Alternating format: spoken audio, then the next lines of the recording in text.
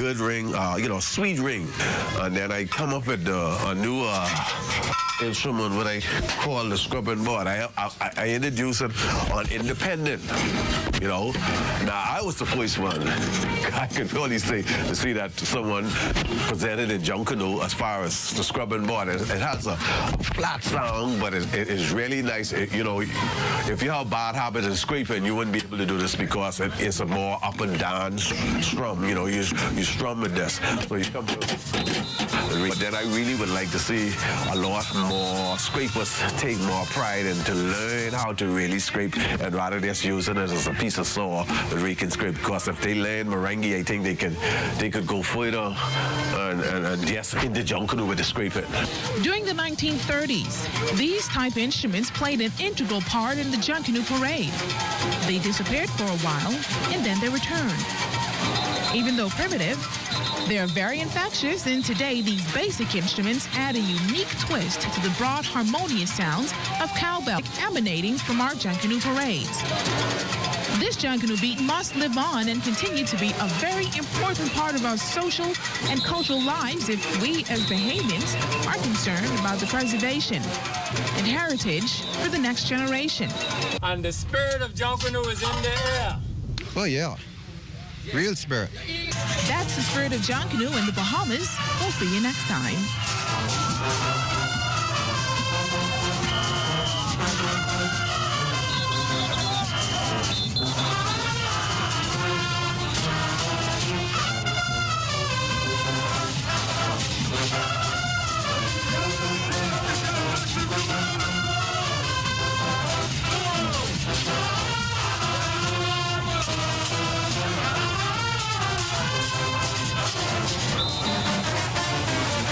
You've been watching the spirit of Junkanoo in the Bahamas.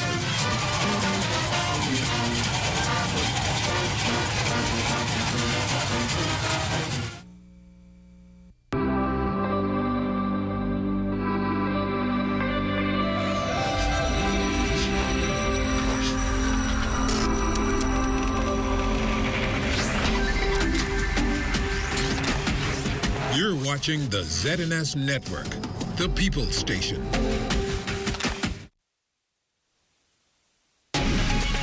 Coming up in the news, the Governor General on Grands Bahama today visiting the Grands Bahama Health Service. Also, more talk surrounding the state of the International Bazaar. And a senior lawyer applauding a court ruling regarding custody of Bella Walker's body. The Bahamas Tonight, the Northern Edition, starts now. This is the Bahamas Tonight, Northern Edition.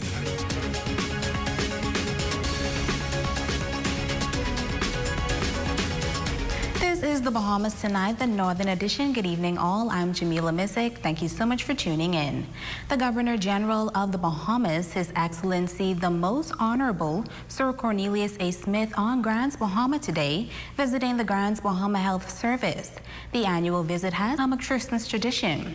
A special ceremony was held this morning on the grounds of the Ram Memorial Hospital under the theme Honoring Our Grands Bahama Health Heroes. During the Governor General's address, he noted that this visit is always special to him as he is able to commend staff members as well as visit patients during the Yuletide season. It was a grand occasion as His Excellency Sir Cornelius A. Smith and his wife, Lady Clara Smith, visited the Ram Memorial Hospital for the 23rd annual holiday visit. This year's theme, Honoring Our Grands Bahama Health Services Heroes. Bringing remarks was Chairman of the Public Hospitals Authority Board, Andrew Edwards, noting that there remains a commitment to redeveloping the Ram Memorial Hospital. Edwards adding that despite the serious realities on the ground, there is still much to celebrate. On November 28th, Grand Bahama Health Services was recognized by the Pan American Health Organization and the World Health Organization in their International Year of Health and Care Workers Virtual Award Ceremony. This recognition was made in celebration of your hard work and dedication throughout the COVID-19 pandemic. This feat is even more impressive when we remember that the pandemic followed close on the heels of the worst natural disaster in Bahamian history. Bringing remarks on behalf of the Minister of Health and Wellness, the Honorable Michael Darville, was Minister for Grants Bahama, the Honorable Ginger Moxie. Moxie sharing the importance of these visits. The tradition of these official visits to our public hospitals kicks off the holiday season for our healthcare sector, as evidenced by the bright decorations throughout our institutions and agencies. Of more importance is the message these visits convey, reminding patients who may be confined to hospital during the Christmas holidays that they are not forgotten, that even in the quiet halls of a hospital, God's love and grace is with them. His Excellency Sir Cornelius A. Smith noting that these events take a special place of prominence on his annual calendar.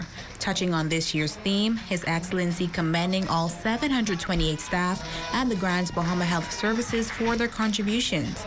Especially those of you who have worked on the front line, had to witness your friends, your colleagues, fight for their very lives. Many of you have witnessed them and came face to face with their death stare, and yet you sacrifice precious times with your families just to serve their needs. You are the real heroes, and I salute you. If I were to use a sports term, I would say that the members of the Grand Bahama Health Services are the real MVPs, most valuable players.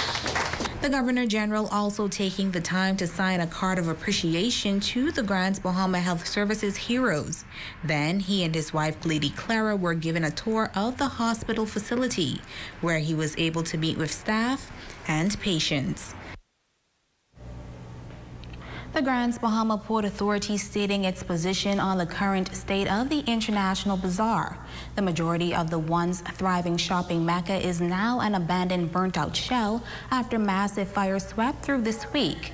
By way of a press release, the Building and Development Services Department is sharing the concerns of residents regarding the state of the dilapidated structures in the International Bazaar. Italia Hall has more. The Building and Development Services Department of the Grand Bahama Port Authority says, as a part of their assessment program, the department periodically conducts evaluations at the International Bazaar to determine the structural steadfastness of the buildings. A review was conducted on September 26, 2018, where it was found that the structures met the minimum standards, provisions, and requirements of the Bahamas Building Code. In keeping with the code, in the absence of a building being deemed unsound, the company can only conduct demolishment exercises with the agreement of the building owners. In addition to this, the company oversaw the demolition of the previously fire-damaged structure that served as a police substation on February 22, 2021. The Building and Development Services Department noting that over the years, they have contacted the former International Bazaar Association president and building owners with the hope of establishing a partnership and receiving a commitment for the parties to resolve the state of the bazaar's dilapidated structures, adding that the recent fires have exacerbated the need to remedy this matter urgently. The company says the incident also highlights the need for environmental bylaws and various proposed amendments to the building and sanitary code to be approved by the government of the Bahamas for the GBPA to have the authority to effectively address this and many other environmental issues plaguing the city. The company also noting that immediately after the first fire, a team of inspectors from the department investigated the charred remains of the affected structures to reassess their condition and deem the buildings to be structurally unsound and a safety concern. The Building and Development Services Department says, as a matter of urgency, they would like to impress upon the former president of the International Bazaar Association and all owners the need to swiftly consider the state of these derelict eyesores and the best course of action to be undertaken. These structures, including the City Associates building, the Old Columbian Emeralds, Ginza Limited building, and buildings in the African and Asian sections, in particular the China Temple and China Palace, which the department says were once iconic structures and now are a great safety concern, adding that an immediate remedy must be found in partnership with the owners. The Grand Bahama Port Authority ending the statement by encouraging building owners to renovate and maintain their properties. And in the case of derelict buildings in the community, demolitions are not always the preferred course of action unless a building is damaged beyond repair. Italia Hall, ZNS Network News.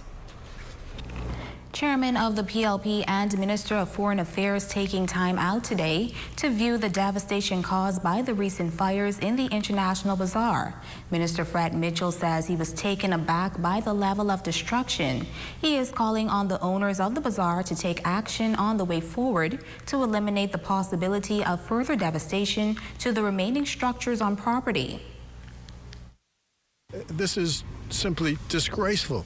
In the middle of a developed, sophisticated city, that this exists. It's a blight. It's been a blight for more than 10 years. After the hurricane, the people packed up and left these hotels here. The International Bazaar collapsed. And I remember the days when I used to live in the hotel, when this was a bustling place. Christmas time was a special time in and around this, and now you have the city just burning in front of your eyes, and there just doesn't seem to be any specific response to this. The minister noting that the government is not responsible for the abandoned buildings at the bazaar. However, he says they are working to attract investors to the island. The government has an overall responsibility to govern in the best interest of the country, but this is a privately owned city. So its development, its management, whether these buildings continue to stand in this state, are all the responsibility of a private developer, not the responsibility of the government. Now, so we are in an advocacy role for the people here to say you have to live up to your responsibilities. I hope that this is taken down, that this isn't what people come to the city now when the government's now taken over the airport. When that's developed, you start getting people in. They can't be driving through a city seeing this everywhere. I mean, it just doesn't, it isn't right. It doesn't make sense. And there's just too much capital in this city to allow it to waste away the way it is. Following Hurricanes Jane and Francis in 2004, a group of investors inquired about purchasing the International Bazaar. Tonight, a brand specialist who is a part of that group is admonishing stakeholders and owners not to tear it down without having a full understanding of the brand they are destroying. Ramiko Knowles reports.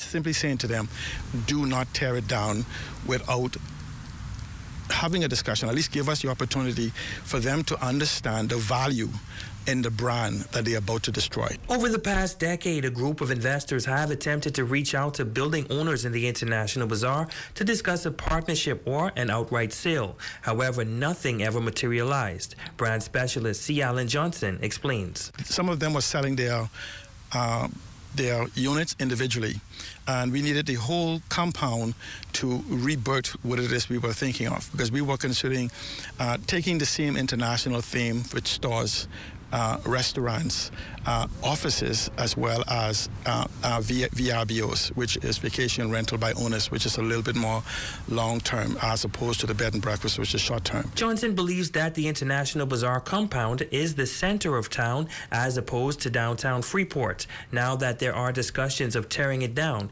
he is concerned. I think when you look at the time where they've allowed this property to sit here, they've never took the opportunity to look at it as the value beyond the property itself. There's a brand value. If you was to examine with the word International and Bazaar together, it's worth $100,000 or more.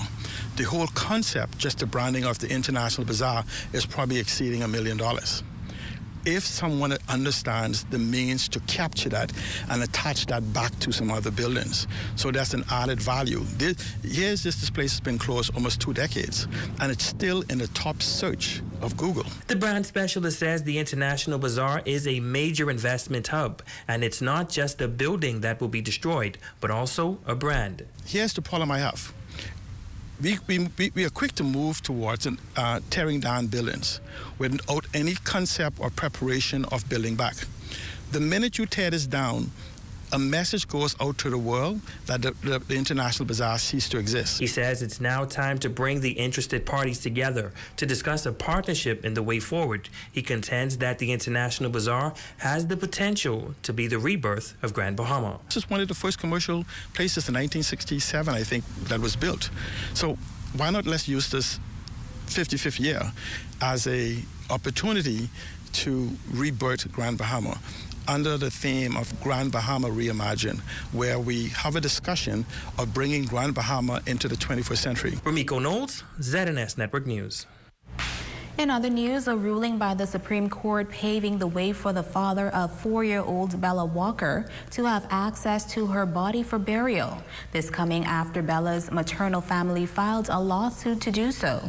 You may recall that the death of the 4-year-old last month sparked national outrage after it was determined that the little girl suffered blunt force trauma and had suffered several fractures and later died.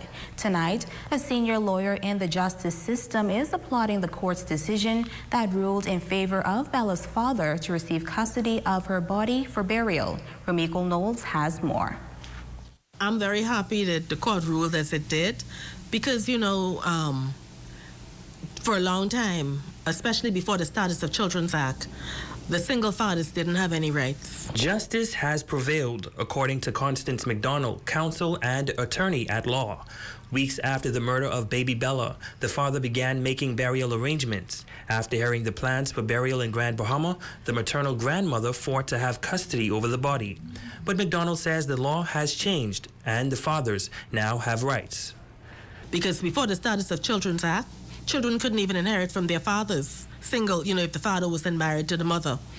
And what the Status of Children's Act did was it made them equal so that you no longer have legitimate and illegitimate children. You have children born in a marriage and children born outside of a marriage, which is how it's supposed to be.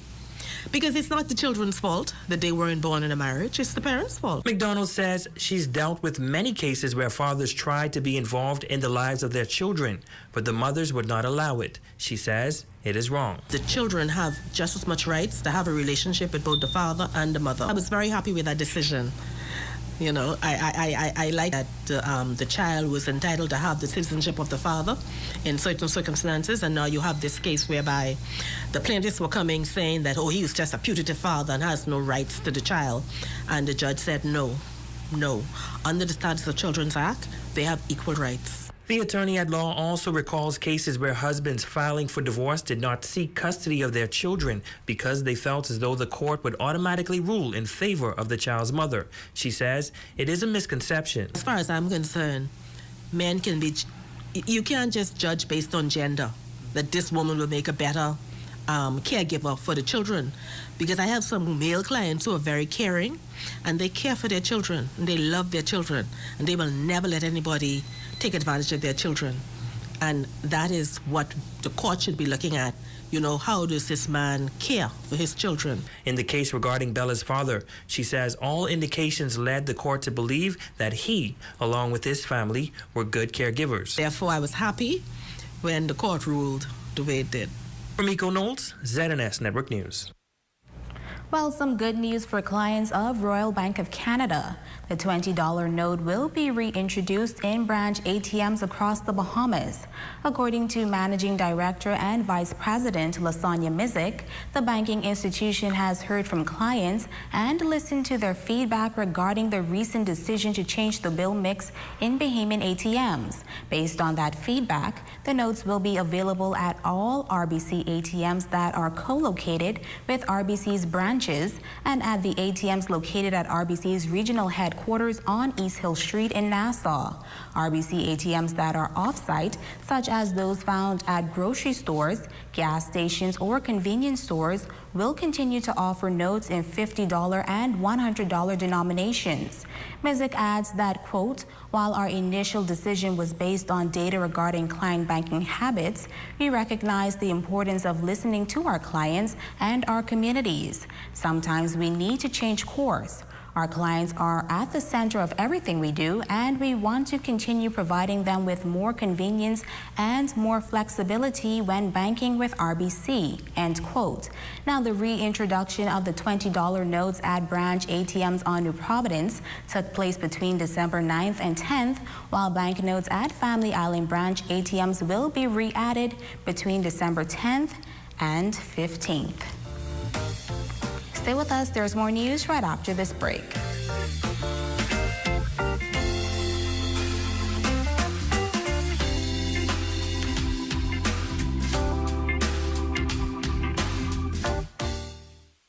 This and every holiday season, everybody heads to Dolly Madison. Even Santa. Gifts, gifts, gifts for everyone. Dolly Madison is open 8 a.m. to 5 p.m., Monday to Saturday. Come on down now. Shop at Dora Bahamas December 9th through the 13th and get a free bangle with purchase. Happy holidays from Pandora Port Lakaya. Music, the language of grace and deep passion. I can hear the trumpets, the deep rumbling of the bass, and the classic rhythms of the drums. It's the sound of the Bahama Brass Band inviting us to the Sound of Harmony 8, bringing the nations to our shores. Under the patronage of the Deputy Prime Minister of the Commonwealth of the Bahamas, Minister of Tourism, Aviation and Investment, the Honorable I. Chester Cooper and Mrs. Cooper. Saturday, December 11th, 2021, on the Great Lawn at the Grand Lucayan. It's a classy affair. The Sound of Harmony 8. All safety protocols will be strictly enforced.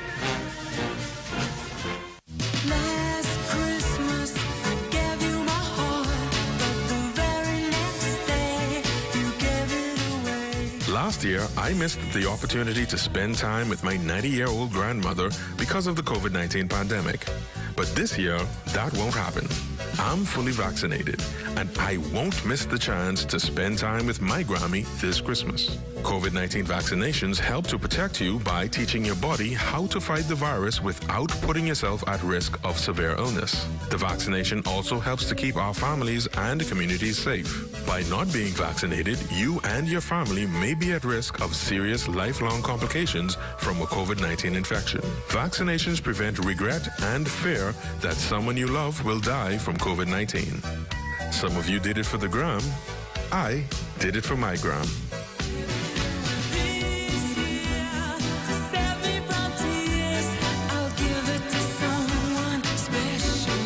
Persons wishing to be vaccinated should visit the website vax.gov.bs. The Ministry of Health and Wellness also encourages persons to pay attention to announcements on when a pop-up vaccination center will be hosted near you. This message is brought to you by the Public Hospitals Authority. The Public Hospitals Authority, working together for best quality healthcare. What's up, Bahamas? It's your boy, DJ Future, that DJ that plays the music that you love, and I want to say season's greetings to you and yours, all right? DJ Future.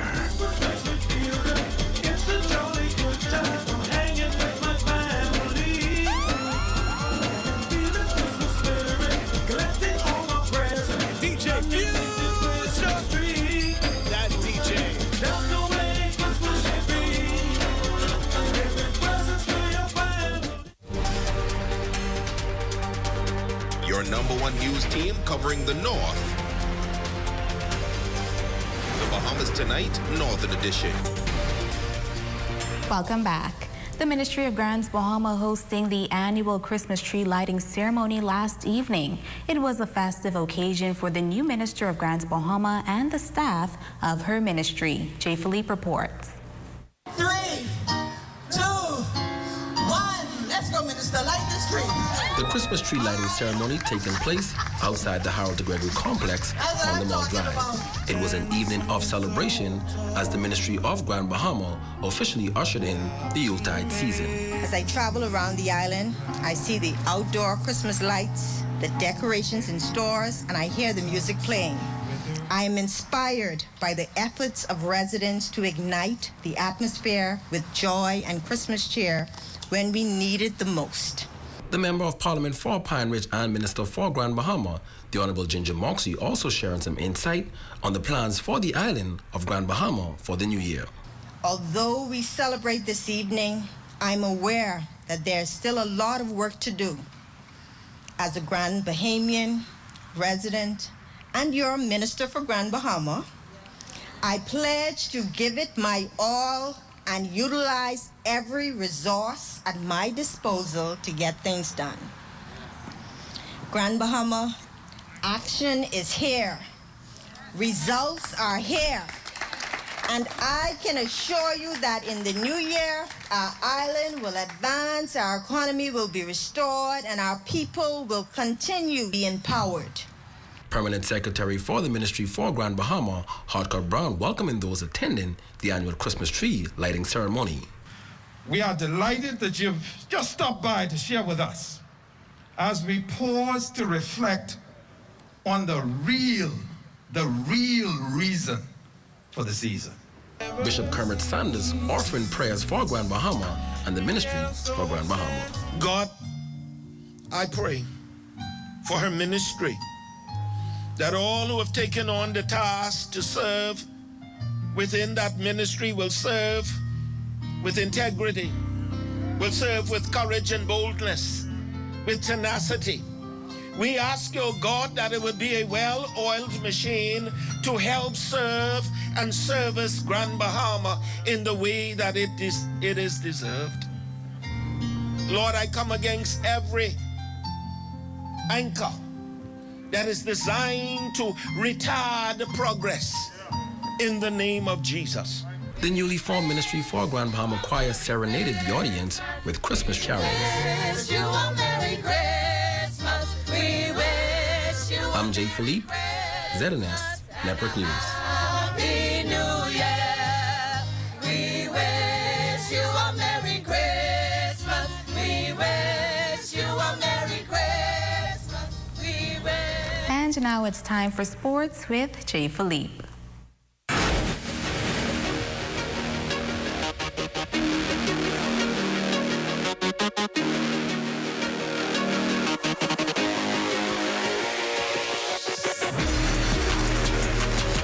Good evening, I'm Jay Philippe and welcome to Sports. The return of local competitive sports to Grand Bahama is nearing. In fact, the Minister of Youth, Sports and Culture, the Honorable Mario Boleg, made a recent trip to Grand Bahama to give us this update.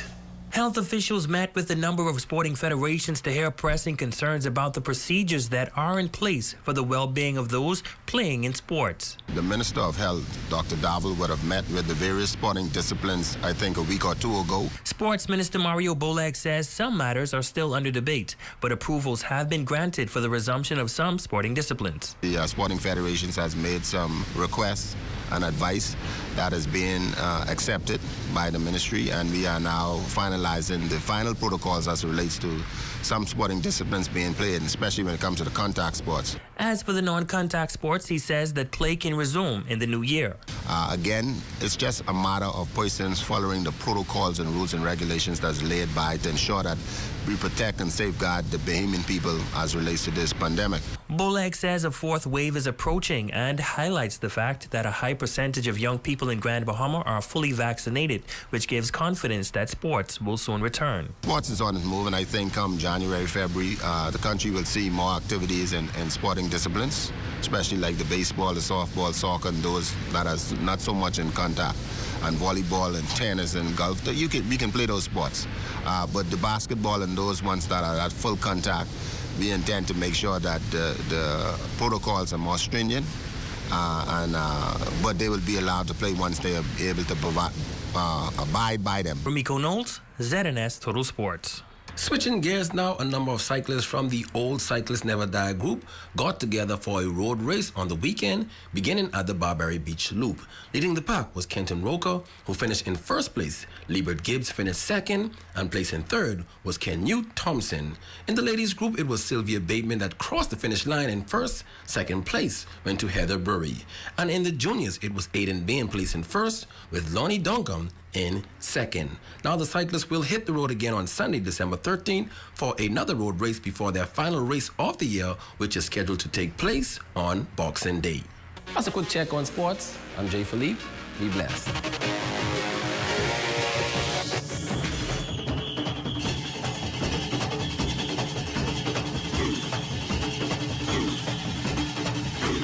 Pastor Hepburn is calling the people of God together for a reading of Holy Scriptures, worship, and prayer for sins and the sins of parents. Join in a solemn open-air fast before the Lord in sackcloth and ashes. On December 25th and December 26th, plan your Christmas Day dinner or Christmas Sunday brunch at Portobello's Restaurant in the Grand Lucayan Hotel. For more information, call 350-5000. Happy holidays. Hi, I'm Wes. I like to put some shoes on your feet. Hi, I would like to put some shoes on your feet. Hi, I want to put some shoes on your feet. I want to put some shoes on your feet. Hi, I want to put some shoes on your feet. Let us put shoes on your feet.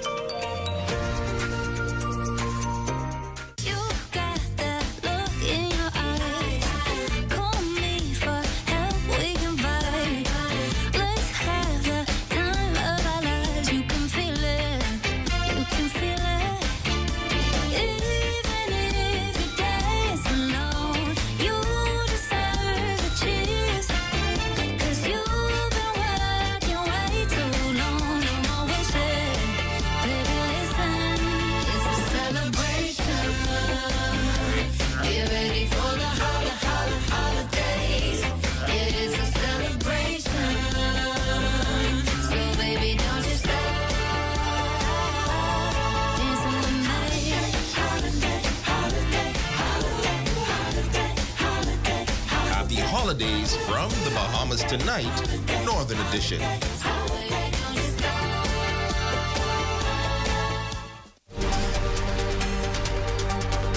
Your #1 news team covering the North.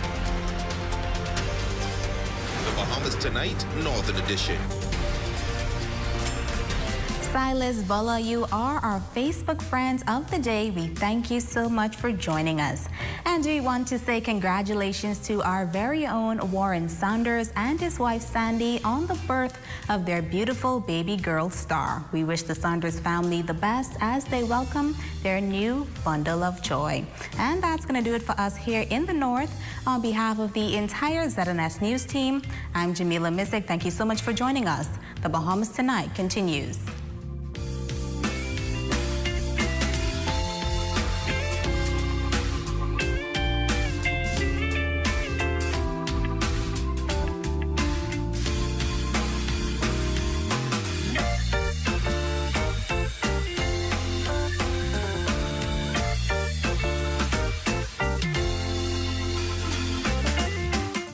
Coming up in the Bahamas Tonight, the National Report, residents schooled on the newest COVID variant.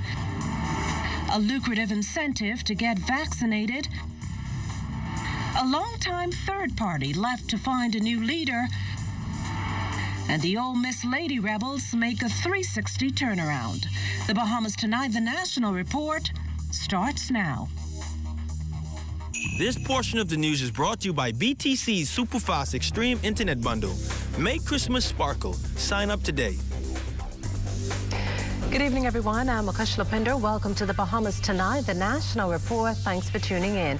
While the COVID-19 virus is virtually non-existent in the Family Islands, the Health and Wellness Minister is nonetheless determined to learn more about how Family Island clinics are helping to mitigate the virus in their communities. Traveling with the Minister to Andros and San Salvador was our Desmond Saunders. From Abaco in the north to Onagua in the south, Family Island communities have been on the Ministry of Health's radar as part of efforts to contain and monitor the spread of COVID-19 cases in the country. Thursday's visit by the Ministry of Health to clinics in San Salvador and Andros, adding another arsenal in the COVID fight. The Minister of Health and Wellness, Dr. Michael Darville, first stop was United States in San Salvador. The country's health minister promising to complete construction on the community clinic, which started in 2016. I want to let the people of San Salvador know that we're going to move very quickly now to finish this particular clinic. The septic system is in. Most of the electrical is in place. Most of the work that's left of the clinic now is mainly cosmetic, and the capital works, the paving and getting the grounds ready for traffic. Then it was off to the San Salvador Community Clinic in Bonefish Bay. There's a few air condition and mechanical issues. I noticed there was one or two suspected leaks, but on close examination, they seem to be leaks as a result of air condition rather than roof leaks. And so we're going to have an air condition specialist look at the facility. The clinic is well kept. Thursday's trek also led to visits at the Fresh Creek and Ellen Leiden clinics in Cargill Creek. We were in Cargill Creek. We looked at the clinic.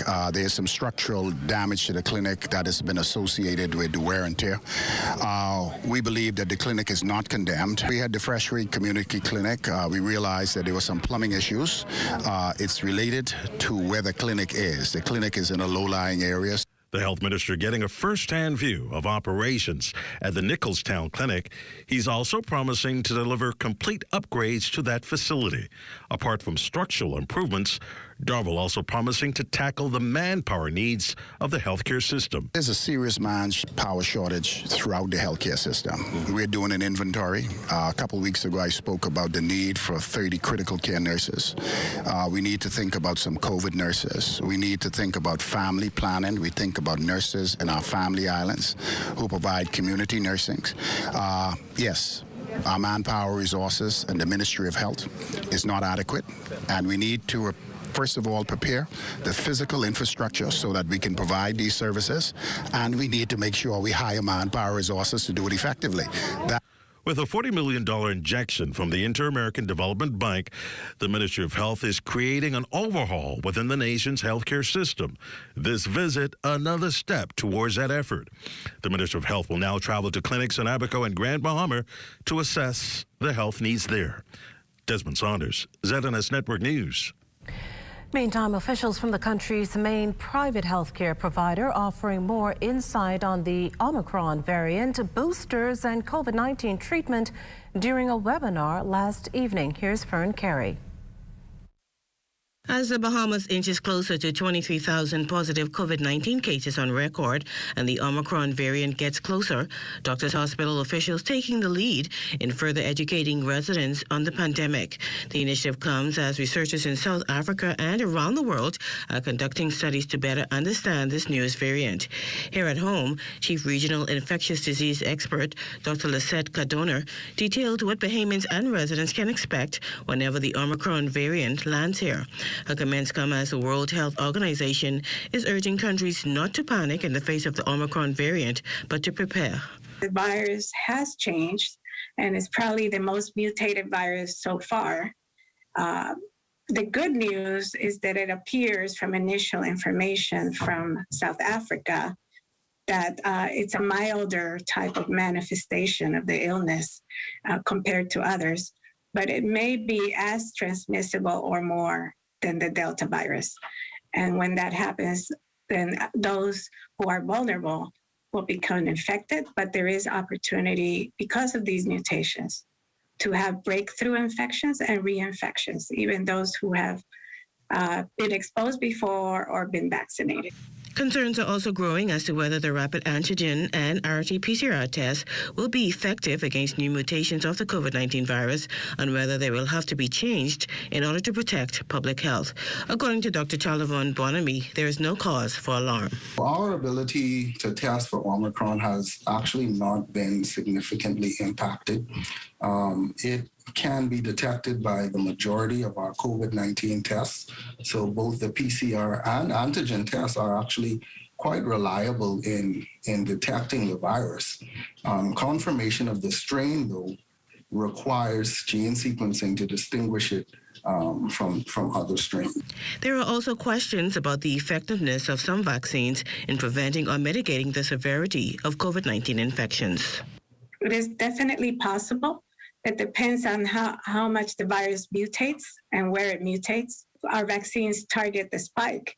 And so if we're still trying to understand the full immunity potential of the disease and illness, and if we get a strain that mutates enough that the vaccines may not be effective. At this point, there have been none of those strains identified. They're called variants of high consequence, where there's no therapy and no diagnostics. From all the variants studied so far, this is not the case. Fern Carey, ZNS Network News. Well, 14 New Providence residents, 2 Eleutherians, along with 1 resident each from Grand Bahama and Exuma, make up the 18 new COVID infections. A look at gender, and that's 10 females and 8 males. At last count, COVID-related hospitalizations were at 14, 5 of the sick occupying beds on the intensive care unit. The December 9th dashboard also showing the completion of another 1,071 tests, 3 of them repeats, another inconclusive. Well, you could win a portion of some $100,000 in cash and prizes if you take your first dose of the COVID-19 vaccine before December 31st. And that's the incentive the National COVID-19 Vaccine Consultative Committee is throwing out in partnership with the Fox Foundation. Committee Deputy Chairman Ed Fields says the incentive is intended to help meet a major year-end goal for vaccinations. People vaccinated before the end of the year. We're at about 150,000 now, which means that we have a big push, but we think we can do it. And if we do it, that means that we've arrived at about 60% of the eligible population for vaccination, somewhere between 50 and 60%, which is a huge undertaking, given the fact that the United States is right now stuck on about 59, 60%. So if we can get to that level, we're going to be right up there with the big boys. So, we've gotten to the point where, how do I say this diplomatically, where we are deep into the hesitancy pool of individuals for various reasons. And so we have to determine how we can incentivize best those who are sitting on the fence. Fox Foundation co-chair Adriana Fox explains how you can get lucky after taking the jab. Week we'll do a digitally drawing of those persons who took their first shot, and those results will be posted on ILTV channel on Saturday. So every Saturday we'll do a digitally drawing. So every week 50 persons will win $500. First, second, and third week, and in the third week, the first week, first and second week persons will not be entered in each week, but at the end of the drawing you'll be entered back to win the $25,000. Ready? Gary Delancey, take the COVID vaccine. Natural brightness in that.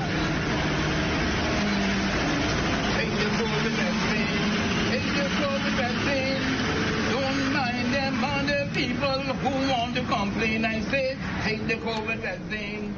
Take the COVID vaccine. Well, that's New Providence resident Gary Delancey. He composed the song Take Your COVID Vaccine and sang it while downtown. The video has gone viral on social media.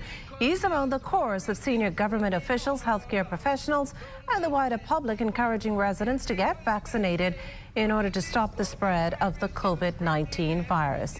Well, still to come, the tourism minister touts the country's continued rebound, and the Democratic National Alliance loses its leader.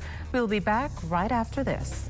And remember to tune in to the morning edition with LaDawn Davis and Charles Fisher at 7 o'clock weekday mornings. We also have news updates at every hour starting at 2 p.m. You can then watch the Bahamas Tonight, the Northern Edition, at 6:30, and the National Report live at 7 p.m. All right here on the ZNS Network. This portion of the news is brought to you by Shell Holiday Extravaganza. Welcome to a world where hope is still loud, where dreams are still relevant, and determination has no substitute. Welcome to a nation where the people are still warm, resilient, and innovative. And Commonwealth Bank is at the center of it all, giving innovation and progress an extra push for more than 60 years. We're here for Bahamians because we are Bahamian. Commonwealth Bank, your leader in personal banking services. Last year, we couldn't celebrate Christmas as we wanted to. So for this year, we had everything planned.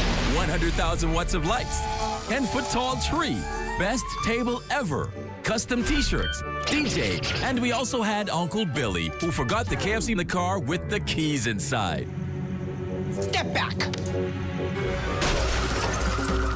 With KFC Junkanoo Mega Pack combos, you can enjoy the holiday season this year no matter what. Savor this Christmas with Junkanoo Mega Packs, only at KFC Nassau.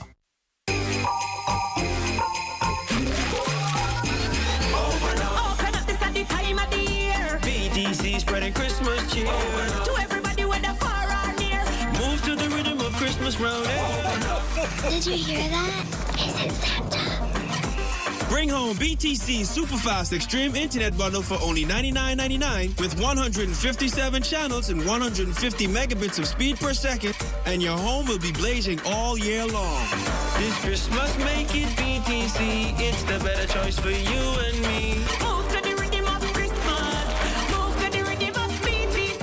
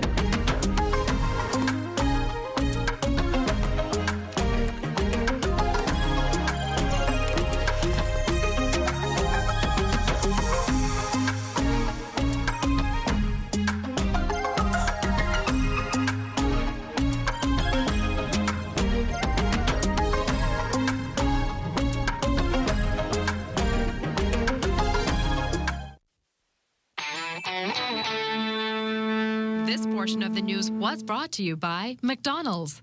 McDonald's, I'm loving it. The Bahamas and the Caribbean far outpacing their global competitors when it comes to the rebound of the tourism sector in the midst of the ongoing COVID-19 pandemic.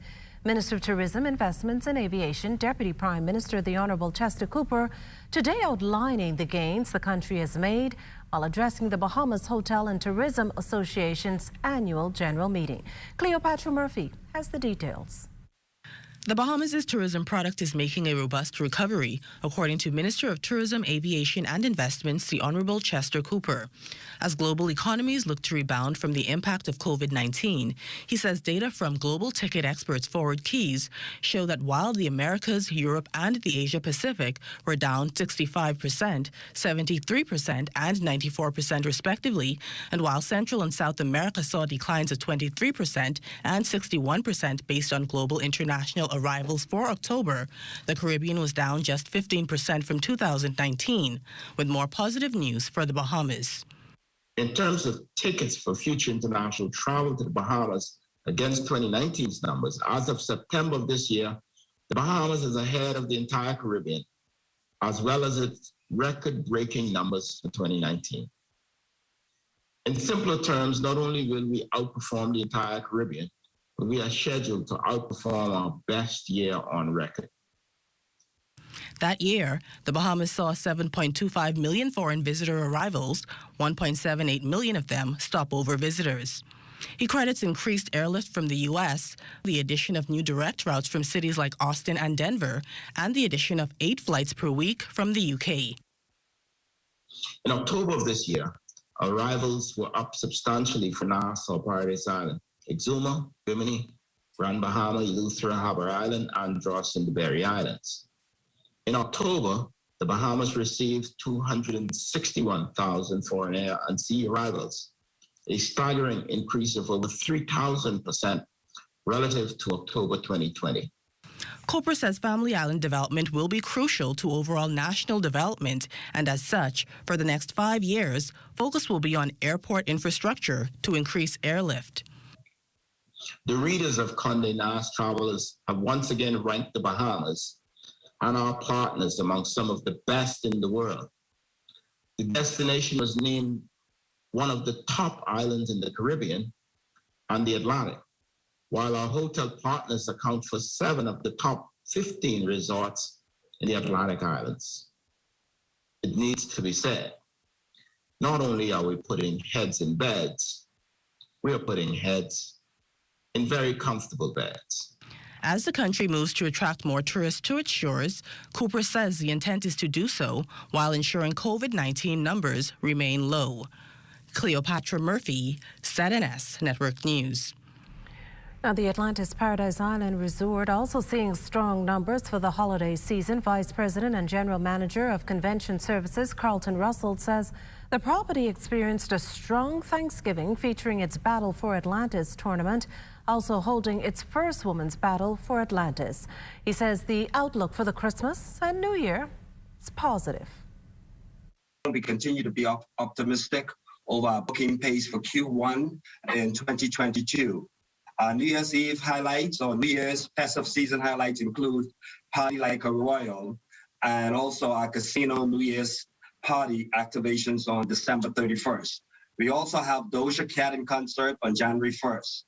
New testings have stirred some concern with very little cancellation. However, the phone is ringing off the hook with inquiries and questions. Changes to Canada's COVID protocols is also concerning. Russell also pointed out how a minimum wage increase lobbied by unions would impact the hotel sector. As we approach 2022, the conversation around minimum wage is a concern. Hotels are just getting back on their feet. An increase in labor will have huge implications. Strong bookings also in the pipeline at Bahamas Resort. President Graham Davis sharing the resort had an exceptional November, exceeding 2019 figures. He says business is on the rebound, and as the Christmas approaches, Bahamas has an equally strong outlook for the final week of December. From the 26th down to the New Year's Day, where we're over 96% occupancy, so quite full, still a little bit of availability, well ahead of pace going into 2019, going into 2020. And the week prior to the peak of festive, we're up significantly as well in occupancy, but still have some availability. Looking at Q1 of 2022, a very bright outlook as well. Our pace right now in the first quarter, January we're up 8%, 2019 going into 2020, and certainly into February and March as well, pace is significantly up.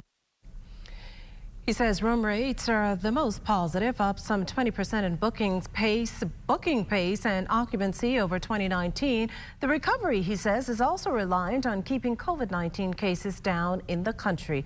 Davis also shared the pending opening of a new restaurant on the property. We have our new Asian Latino restaurant called Cinco.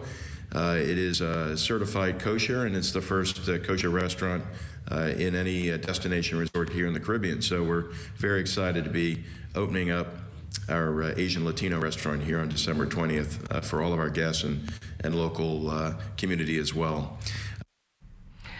Well, no regrets. That's how Orinthia Kumalafe feels tonight after formally resigning as leader of the Democratic National Alliance with immediate effect. At a press conference at the DNA's Robinson Road headquarters, Kumalafe cited the party's crushing defeat in the 2021 general election as one of the reasons for stepping down, adding that it was the worst election defeat in the party's history. She also acknowledged, in her words, third-party politics in the Bahamas is brutal and extremely difficult. No major financial donors, dedicated personnel, and limited talent were some of the obstacles that plagued the DNA. And while she did not have the opportunity to join she did rather have the opportunity to join one of the major political parties, which could have placed her in the executive branch, the former DNA leader was not prepared to abandon ship and is proud of her track record since being elected in 2019. Komalafe assured that she's not leaving frontline politics and intends to continue her advocacy and community outreach programs for the betterment of the Bahamas. She also confirmed that no charges will be filed against her for a party demonstration held in Rawson Square back on March 3rd that led to the arrest of Komalafe and 9 other party members several days later. This portion of the news was brought to you by McDonald's. McDonald's, I'm loving it. Tourism today. Bahamas tourism today. The Deputy Prime Minister and Minister of Tourism, Investment and Aviation, the Honorable Chester Cooper, gave insight on the cancellation of health visas for Bahamians. When we came to office, we promised the Bahamian people that we would eliminate the travel health visa for Bahamians, and we've done just that. Firstly, we eliminated it for inter-island travel. We eliminated the fees for foreign travel into the Bahamas, and now we've eliminated it altogether for Bahamians and permanent residents to the Bahamas. This has been most welcomed by the Bahamian people.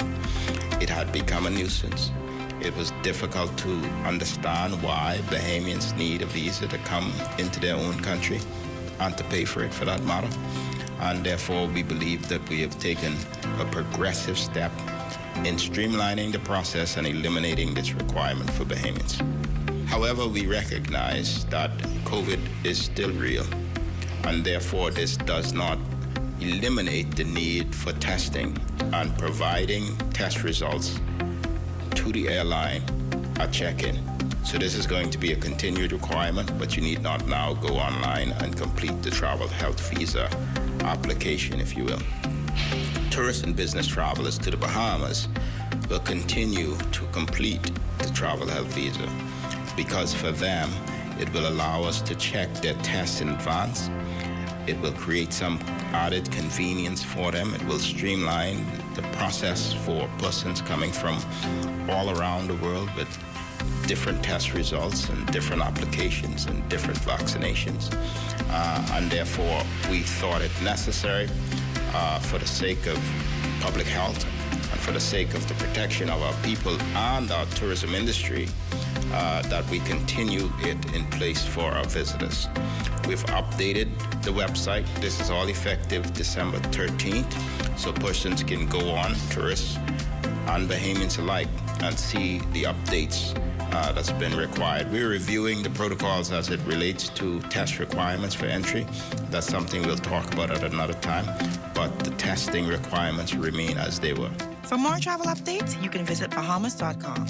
I am Danielle Bodie, and this is... Do you want to travel this holiday season? Don't want to miss out on those blockbuster deals? Well, have you gotten your COVID-19 vaccine yet?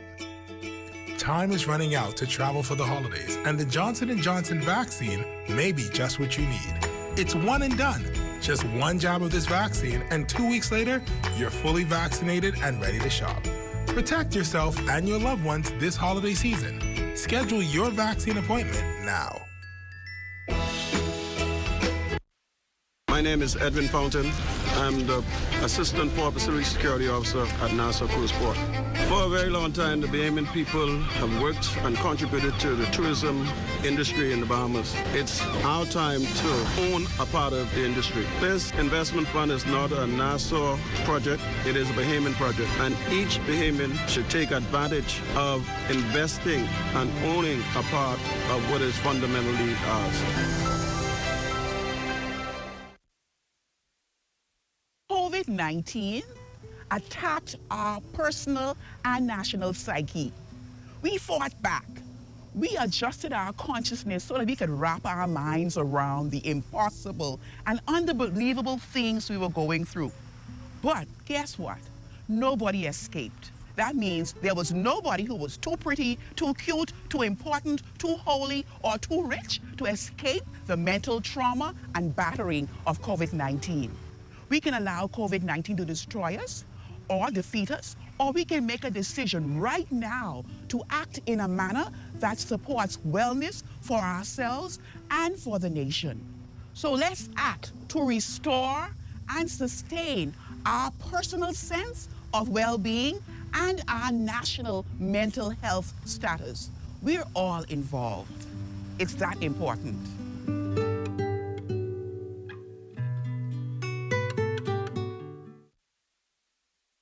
When you wanna save money on your tile supplies, who you gonna call? The Tile King.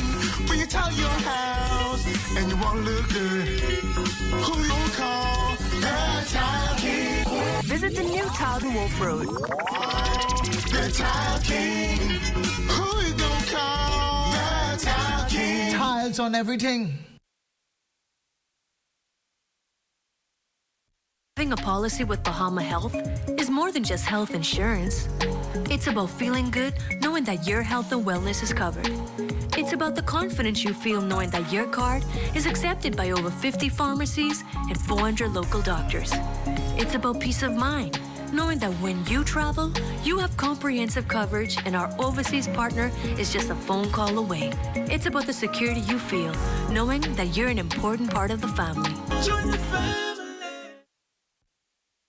Helping out each other, family and everybody.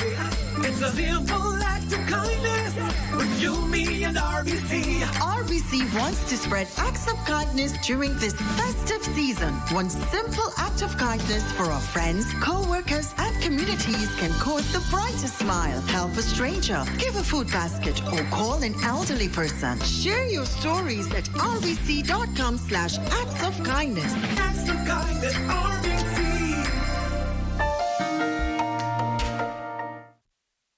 Comfort Suites Paradise Island is the best-kept secret in the Bahamas.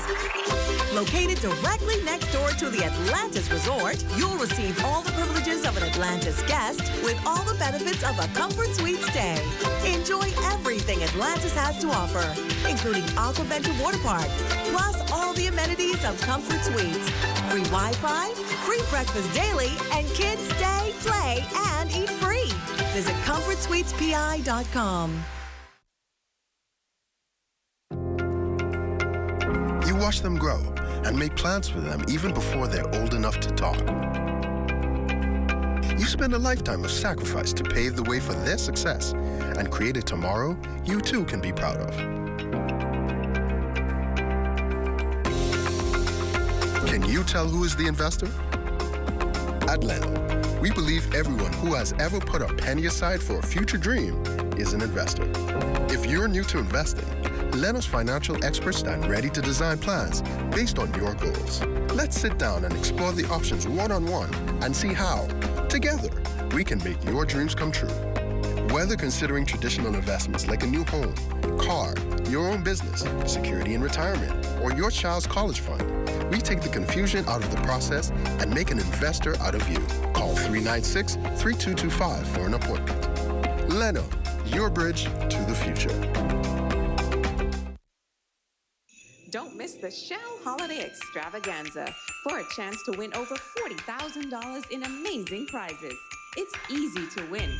Fuel up with $20 gas at any Shell service station. Complete the entry form on your receipt. Take a picture of it and WhatsApp it to 422-0271 or upload it at winwithshellbahamas.com for a chance to win cash, staycations, grocery vouchers, Jumbo gift certificates, free fuel, and so much more. Conditions apply. Happy holidays from Shell.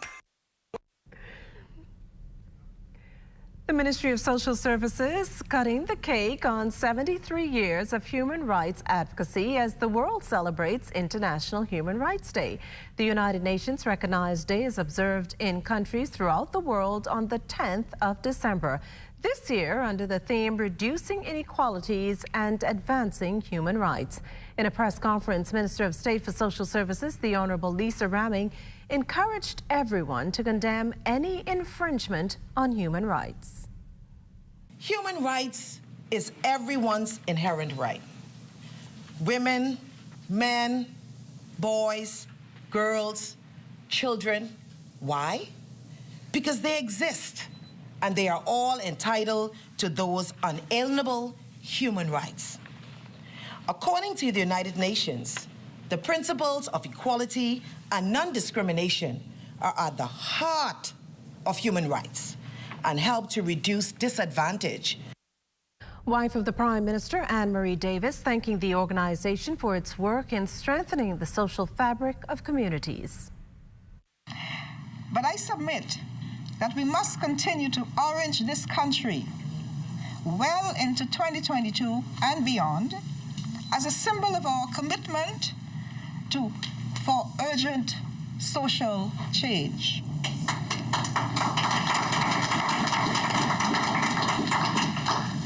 As I always advocate, let us continue to be our brothers and sisters keepers and to report any evidence of gender-based violence. The Chief Justice getting high marks from the Bahamas Crisis Center after this week expressing hope of establishing a sexual offences court by March 2022.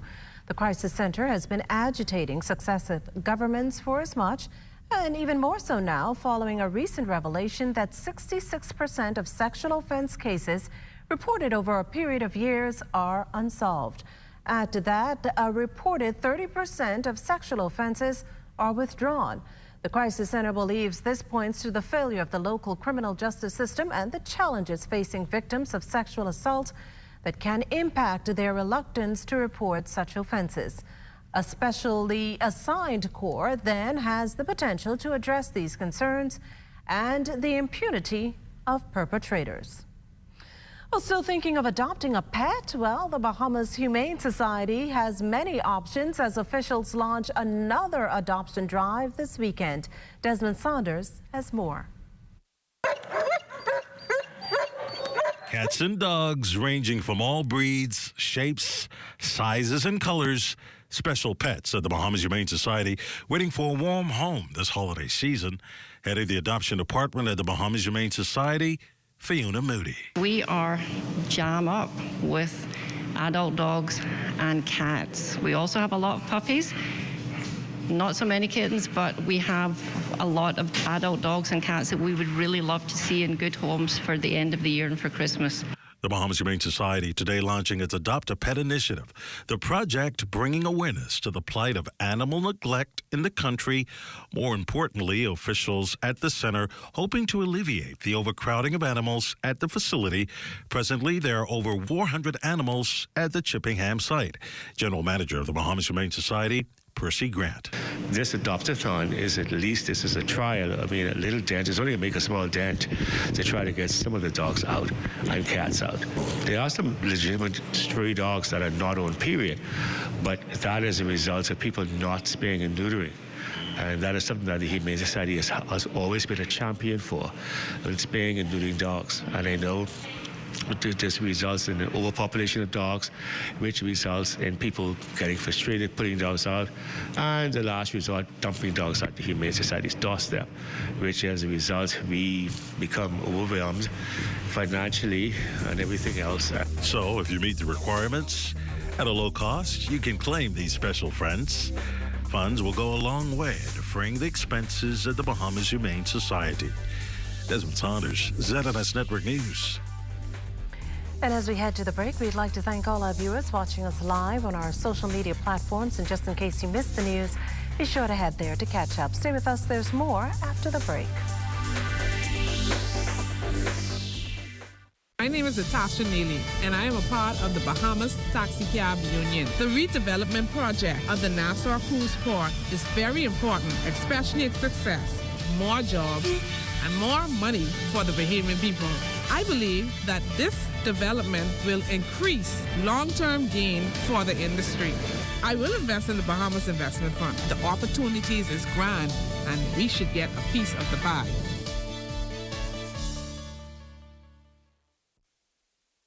Janae's Chesapeake Road Christmas Wonderland is open under the Big Tent. Get your Christmas trees in pink, frosted, green, or white in a variety of sizes. Musical Christmas LED and laser lights, a large variety of tree ornaments, lighted angels and Santa tree toppers, bright and lively colored Christmas balls in all sizes, garlands, wreaths, tree skirts, stockings, and lots more. Add flowers, picks, and decorative mesh to brighten up your home or office this holiday season. And don't forget the toys at Janae's Chesapeake Road. Check our selections online at www.janaes.com. It was the night before Christmas. In a sailboat with a rope but no tow, a girl found a magical starfish on the shores of Abaco. On Grand Bahama is where she landed, where she was led to a hibiscus enchanted. In Andros, under the moonlight, she found a golden pine cone that glowed so bright. On to Nassau, where the cool breeze blew. The brightest feather was given from practice for Junkanoo. Onto the islands Exuma, Cat Island, Long Island, and Inagua. She traveled to every island, rock, and key, till it was time to come home and unlock the mystery that although each island is different, we are all one. So she fulfilled her dream to light up Christmas for everyone.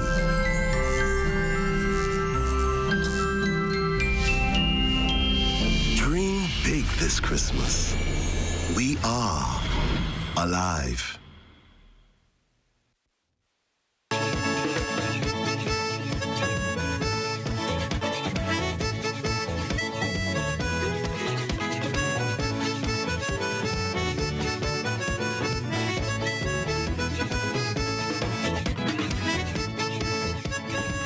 Local government elections all set for January 27th. Minister with cabinet responsibility for elections, the Honourable Wayne Munro, telling reporters at Thursday's Office of the Prime Minister's briefing that all preparations have been made for polls across the Family Islands after COVID-19 put the elections originally scheduled for June 2020 on hold.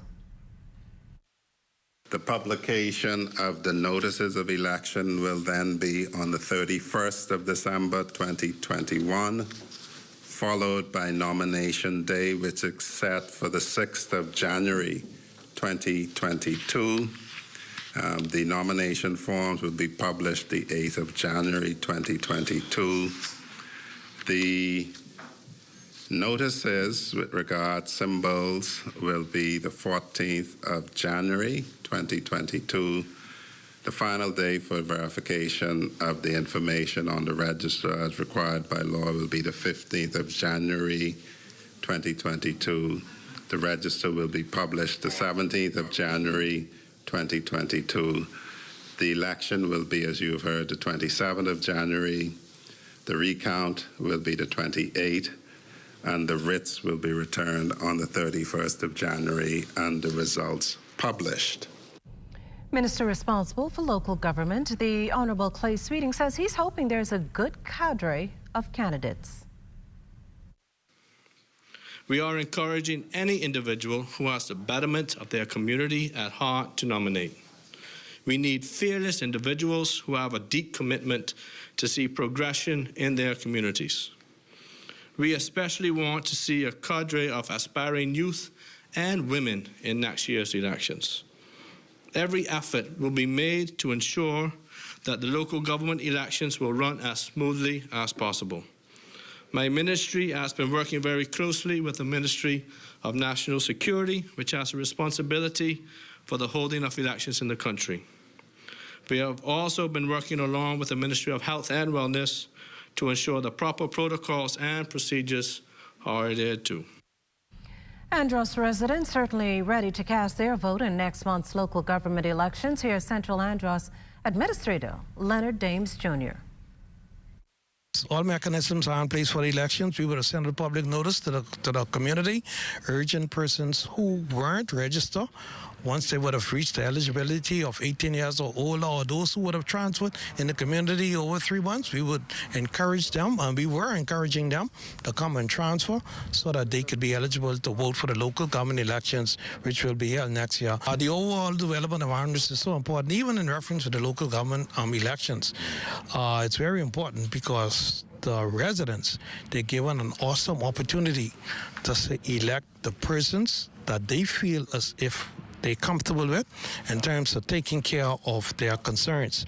So it means that not only concerns at a local level, but they can also carry the concerns to a central government level for the whole benefit of the island of Andros. A group of 108 Haitian migrants got more than they bargained for when they left home and ended up here in the Bahamas. Authorities apprehended one minor, were all examined with health officials determining that they were in good health.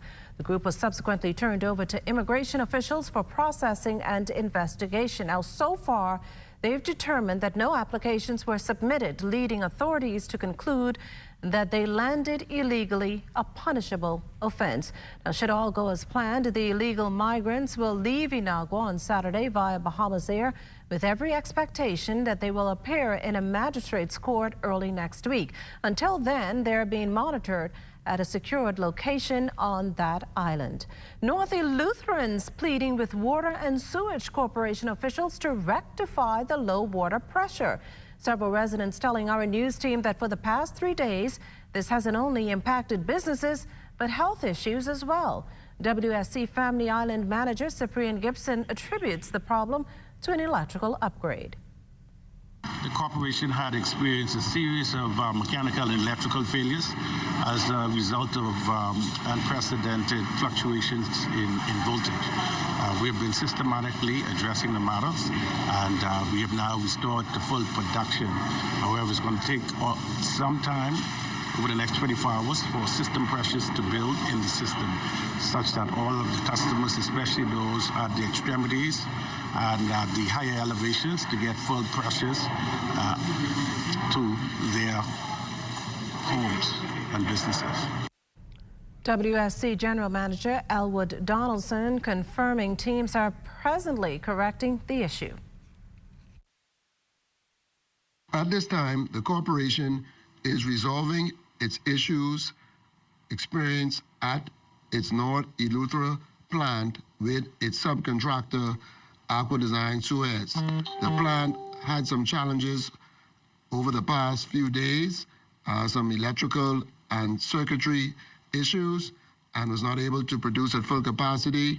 The corporation has been in contact with our vendor, and they have assured us that they will give all efforts to have it up and running. The plant is currently up and running and storage being replenished, and at this time, the corporation anticipates by late this afternoon into early Saturday morning, there will be full restoration of water service in Eleuthera. The corporation apologizes for the inconvenience.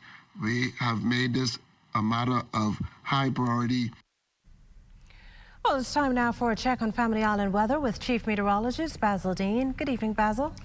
Good evening, Patricia. Outside of our studios, we are under near clear skies. Temperature at 77 degrees. Relative humidity 78%. We have east-northeast winds at 6 miles per hour. The barometric pressure 1,019.4 millibars. That's 30.11 inches, and the pressure is rising. Temperatures around the islands this evening, they are brought to you by Family Guardian Insurance Company. We're protecting you. 75 degrees in Freeport, Grand Bahama, Grand Toll, Key, and Marsh, Abaco, the Berry Islands at 77. Alderstown, Bimini, 78 degrees, 76 in Harbor Island. Rockstown, Eleuthera, 78, 77 in Black Point, Exuma, Kemps, Bay St. Andros, and Fresh Creek in Central Andros. San Salvador, 79, also Rum Key at 79 degrees. Alderstown, Cat Island reporting 79 as well. Georgetown, a little warmer at 80 degrees, 80s also in Ragged Island. Clarencetown, Long Island, and the Crooked Island. Betsy Bay, 81, Acklands, 81, Matthewtown, Inagua, 80, and the Turks and Caicos Islands, 80 degrees. And your boating forecast tonight is brought to you by Builders Mall, home of FYP, the Tile King, and the Paint Setter.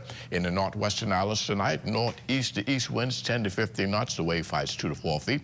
Low tide 7:22 this evening. In the Central and Southeastern Islands, the winds northeast to east, 12 to 18 knots, the wave height 3 to 6 feet, with caution flags in place. And then tomorrow in the Northwestern Islands, the winds continue to rotate clockwise, becoming east to southeast at 10 to 15, the wave heights unchanged at 2 to 4 feet. Low tide 7:40 in the morning, high tide at 1:49 in the afternoon. In the Central and Southeastern Islands, a further increase in those winds, east to southeast at 15 to 20 knots, the wave heights building 4 to 7 feet over the ocean, with caution flags in place. And as we take you into Sunday in the Northwestern Islands, the winds back becoming northeast at 10 to 15 knots, wave heights 2 to 4.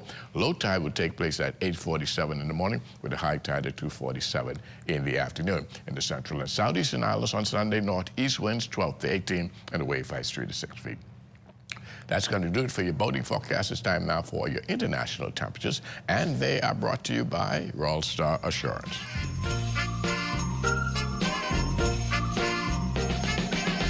Merry Christmas, baby. Should it treat me nice?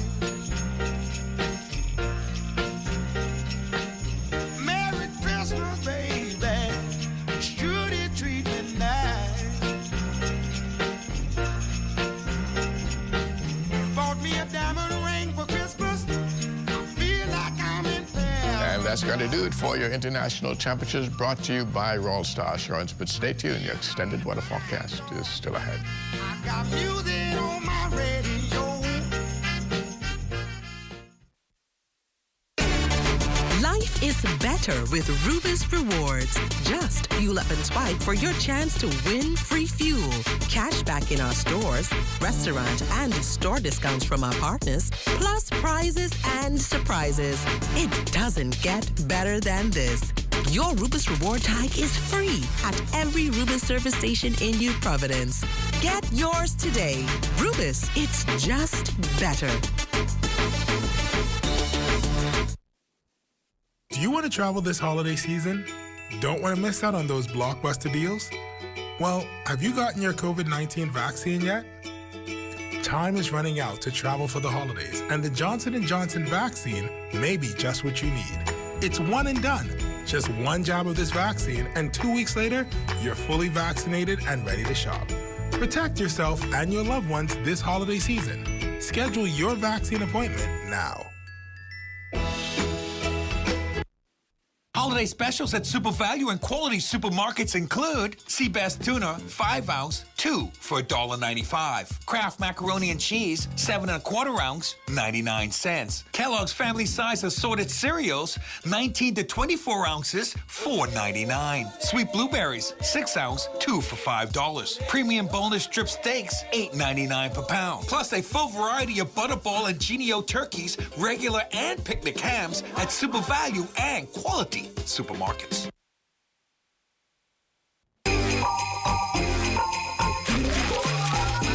Open up, this is the time of the year. BTC spreading Christmas cheer. To everybody whether far or near.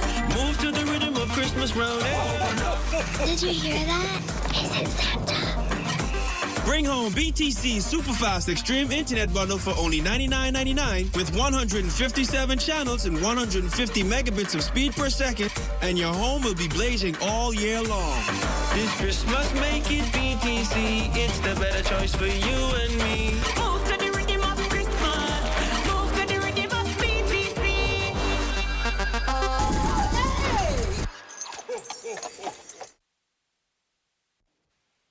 This portion of the news brought to you by Genuine Care, keeping you home while you're away. This is ZNS Total Sports.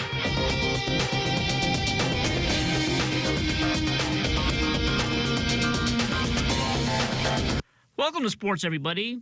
The one-week countdown is on to the 2021 Bahamas Bowl at the Thomas A. Robinson National Stadium. It's a 12 noon kick next Friday between Toledo and Middle Tennessee State for the right to hoist the Prime Minister's Cup. We will be the only game at that time being played on ESPN. So we forecast ratings and exposure to be unprecedented. Tickets are free this year. We understand it's been a tough year for the Bahamas, for the locals. We're excited to get you all out. We want the attendance to be great. We want to showcase your beautiful country. This has always been a busy time of the year for college football coaches as they have to recruit while still getting their teams ready for a bowl game, and it becomes even more harder in a COVID environment. The schedule doesn't quite match up for one particular institution like it does for another. So it's all over the map a little bit. So you got to do your best job to wear a bunch of hats and juggle it. And so do our players. Our players got to take finals a week early. They have to get their academic responsibilities handled, and then obviously do a good job finishing that way, while they're preparing to go play in the game. Fan bases have always supported their teams well at the Bahamas Bowl. This time around, though, it might be more challenging with COVID protocols in place. COVID testing that you have to do, the protocols from that, is just hard to project, what kind of contingency that we'll have, going down there. But I know whoever goes, they're going to be loud and they're going to be supporting these guys, and we'll appreciate them being there. In addition to the game itself, the Bahamas Bowl has also done a lot for the Bahamian community in its 7 years of existence, from youth football clinics to visits to the Ranfley home. This time around, officials doing even more. We have partnered with the College Football Playoff Foundation, and they are providing a grant to the Ministry of Education of $10,000, which will go to 20 teachers in the Bahamas, not just in Nassau, but throughout the Bahamas.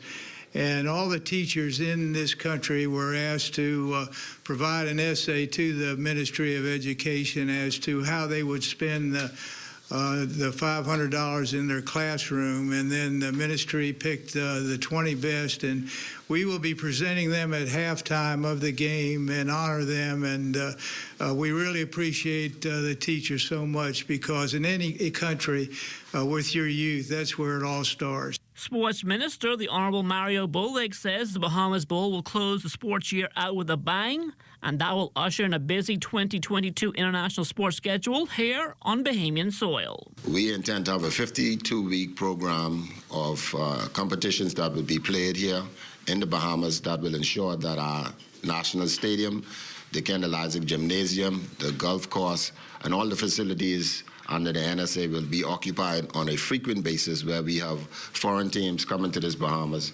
and giving our youth the exposure that they need. At 8 and 1, the Ole Miss women's basketball team will hit the court again tomorrow for a matchup on the road in New York against Hofstra. After a lot of hard work on the practice court, Coach Yolette McPhee-McQuinn is giving her team a bit of a break for exams. I think that we've been going a lot. So quick practices, maybe, hour, 15 minutes, just really going at it. As far as the coaching staff's concerned, we're going to hit the road recruiting a lot.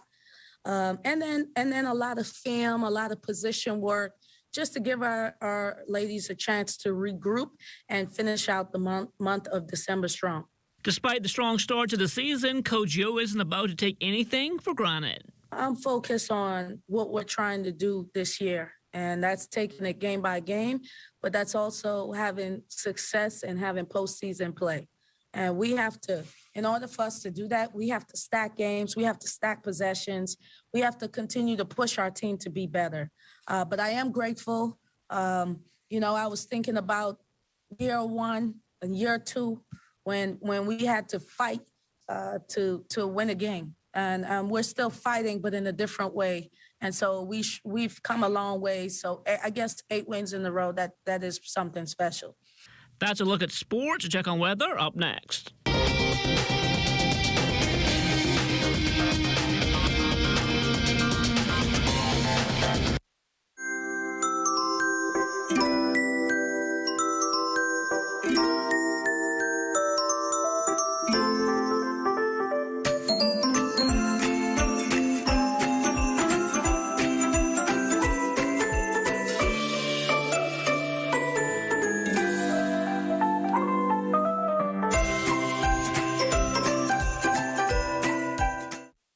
Public service announcement is brought to you by the Communications Section of the Ministry of Education and Technical and Vocational Training in conjunction with this channel. Hey, Smith, what's up? You finished marking midterm yet? Hey, man, I'm right here trying to finish up these papers right now. At least you start. I have not begun. I am waiting, parents giving me answers and giving me reasons why they can't send. Brown, hold on. Check if that might be you, Brown. Oh, hold on. Yeah. Girl, listen, that's parents right now sending me my work email, WhatsApp, calling me. Just let me know work a minute. Hold on a minute. Did you say email? Yes. Brown, listen to me. No one should be emailing you any work. That is what the LMS is for. Listen to me. Whatever works for me and makes my life easy for me and my students, that's what I'm going to do. Email is how I'm getting my work. Listen to me. The Ministry of Education implemented this so that it can make our lives easier, The school can monitor the LMS. We can monitor the LMS. The parents, listen to me. You're able to upload live worksheets. You're able to see when the children log in and log out. You're able to see if they're absent or present. If you use this system, it makes your life so much easier. You need to get with it. Listen to me. You are the team leader, not me. You are the teacher of the year, not me. So it is my job to do what is best for me and to make it easy for me and my students. And right now, email is the easiest thing. Listen to me. Once you use the LMS, you will be singing a completely different tune. That is just how easy it is. Okay, well, you know what? I'm going to give it a try. And if you say you're going to help me get it done, then I will try. But other than that, ain't going to happen. LMS with me is going on, teaching, and getting out. Brown, listen, don't worry. I got you. I'm going to help you along with this, all right? I got you. As long as you say you're going to help me, then I'll wait on you and I'll sing that same tune. This public service announcement was brought to you by the Communications section of the Ministry of Education and Technical and Vocational Training in conjunction with this channel. 5 years ago, I was diagnosed with diabetes. I was devastated. I was afraid of losing my sight or losing my legs. I was scared. But then I visited my doctor, and I control my diabetes by taking my blood sugar test every morning with a simple prick of the finger. I exercise for half an hour each day, mostly in the evenings. I make sure to eat a balanced meal, including fruits and vegetables, limiting processed foods like chips and fast foods like French fries. I keep up with my checkup appointments with my doctor every 3 to 6 months. Don't let your diabetes control your life. Know your numbers. Regain control. This message is brought to you by PAHO WHO, Bahamas and Turks and Caicos Islands, the Ministry of Health and Wellness, and the Healthy Bahamas Coalition. Time now for weather. In our final look at whether the high pressure remains in control of our weather but will gradually slide towards the east, and that will make way for the arrival of a weak front system which should get in here late Sunday night, early Monday morning, and maybe 1 or 2 showers will occur along that front boundary. But behind that, we'll have just a slight decrease in our temperatures. Tonight, we're going in for patchy clouds, still on the mild side, with a low temperature of 69 degrees, and tomorrow, another beautiful day, mostly sunny and very pleasant. High temperature around 82. Extended weather forecast, lots of sunshine right through the weekend, but as we said, Sunday night, you could see some showers, maybe a shower or 2 on Sunday night, heading into Monday morning as that frontal system pushes through, and then temperatures will gradually start sliding back into the 60s as of Tuesday of next week. But the daytime temperature, despite the fact that that front will go through, will remain in the low 80s. Makisha. Well, thanks, Basil. Before we leave, we'd like to share with our viewers that we had a little celebration here at ZNEST today as 2 of our outstanding professionals were awarded Employee of the Quarter. Receiving the reward were Deputy Director in the Engineering Department, Neil Benjamin, and Sales and Marketing Senior Supervisor, Nikita Wilmore. BCB Executive Chairman Peiswell Forbes congratulated our colleagues for a job well done on behalf of the management and staff. We play a pivotal role in this country, and you can't take yourselves lightly. And no matter what, people will say anything but say, you know who, where she works to ZNS. So that means it still connotes something in people's mind. And I want us to have that pride once again, that ethnocentric ZNS national pride as we go forward. Continuing to make ZNS your first choice for news and information. Only the sun covers the Bahamas better than ZNS. And as we celebrate our 44th year of television broadcasting, it feels great to be your home. From all of us here at ZNS, thank you for watching and good night.